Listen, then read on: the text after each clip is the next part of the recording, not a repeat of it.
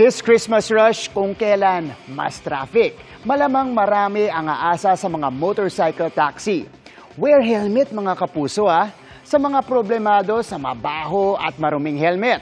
Itip sa susundong rider na may working vending machine na kayang mag-sanitize ng helmet in just 3 minutes. Tara, let's change the game! Sa mga nagmamadali sa biyahe, isa na sa mga naging convenient options ang motorcycle taxis. Pero minsan, hindi gaanong pleasant ang experience. Minsan mabaho talaga. Nalagyan ko lang ng alcohol. Minsan mabaho, gumapit sa buhok ko. Pamilyar din dyan ang young innovator natin today.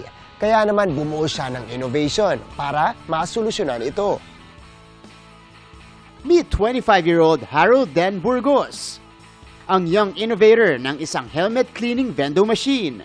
Kayang linisin at isanitize ng machine ang helmet in 2.5 minutes for just 25 pesos. Siguro yung pinaka nag-motivate sa akin into creating this product, imbis na I look fresh dun sa parting pupuntahan ko, nangamoy mandirigma pa ako, ika nga nila. Siyempre, pinagpapasapasahan yung mga helmets natin, especially ngayon meron tayong mga viruses na kumakalat din. No? Ang kanyang hilig sa robotics noong junior high school, nakatulong sa pag-conceptualize ng machine. Sinimulan niya ang pagbuo ng prototype noong 2023 gamit ang 25,000 pesos na inipong puhunan. And after a year, na-launch na niya ang sariling helmet cleaning vending machine. Okay mga kapuso, eto na yung helmet natin. Galing to sa cameraman natin na talagang sinagad yung gamit itong helmet na medyo kailangan ng kailangan ng linisin, pabanguhin.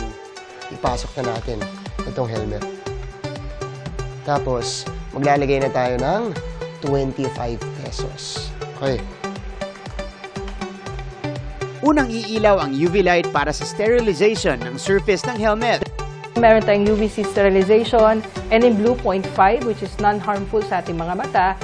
Next, dadaan ito sa fogging process o yung mist na nagbibigay ng bango at antibacterial properties. Kasunod ang steaming para ma-sanitize pa ito sa mas mainit na temperatura. And in just 2 minutes and 30 seconds. Uy, bango na niya. Etong loob natin, pag hinahawakan natin dito, medyo mainit-init pa.